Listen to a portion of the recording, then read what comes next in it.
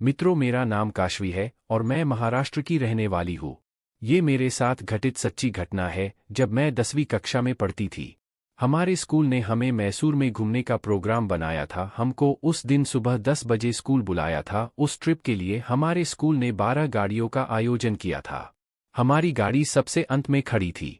हम सारी सहेलियां गाड़ी में बैठ गई थी। कुछ ही देर में फिर गाड़ी रवाना हो गई। हम सारी सहेलियां रास्ते में गाते, गुनगुनाते, हंसते खेलते जा रहे थे।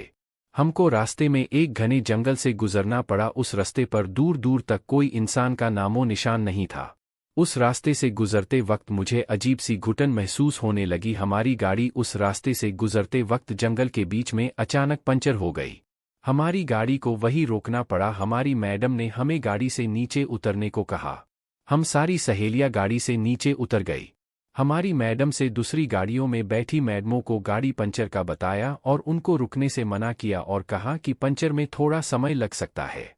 नीचे उतरने के बाद ड्राइवर ने हमें बताया कि यहाँ से 200 मीटर की दूरी पर एक छोटी सा ढाबा है, आप सभी लोग वहाँ जाकर चाय नाश्ता कर लीजिए और मैं गाड़ी का टायर बदल कर आता हूँ।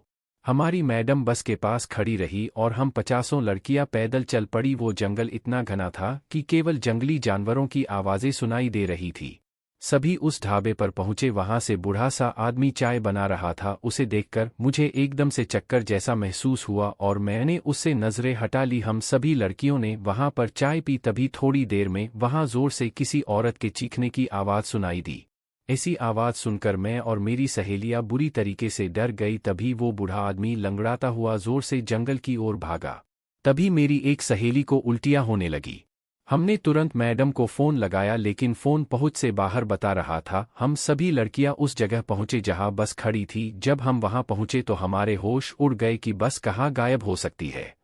हम सभी बुरी तरीके से सहम गए थे और हम सब उसी ढाबे पर चले गए।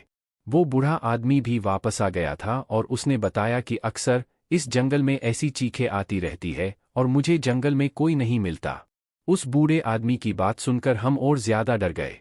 तभी अचानक हमारी बस आ गई और हम सारी लड़कियां बस में बैठ गई। हमने मैडम को पूछा कि बस कहाँ गायब हो गई थी, तो मैडम ने कहा टायर तो बदल दिया था लेकिन डीजल भरवाने के लिए पीछे के पेट्रोल पंप पर गए थे। ये सुनकर हमारी जान में जान आई। मेरे सारी सहेलियां उस बूढ़े आदमी को बाय बाय कर रही थी। थोड़ी देर चलने पर मैंने जैसे ही पीछे मुड़कर देखा तो वो ढाबा ढस गया था। जोर से चिल्लाई और ड्राइवर को सब बताया और ड्राइवर ने गाड़ी मोड़कर उस ढाबे तक गए। गाड़ी से नीचे उतरकर देखा तो ढाबा तो पूरी तरह नष्ट हो गया था लेकिन वो बूढ़ा आदमी गायब था और कहीं नजर नहीं आया। हम सभी फिर से बस में बैठकर रवाना हो गए। मैं गाड़ी में पीछे की तरफ ही देख रही थी और मुझे उस ढाबे के पास पेड़ के पत्तों से लहराती सफ़ेद आकृतियां दिख रही थी। तभी ड्राइवर ने बताया कि इस जंगल में हमेशा कुछ अजीब घटनाएं होती रहती है जिसकी असलियत कोई नहीं जान पाया। हम सुरक्षित मैसूर पहुंच गए।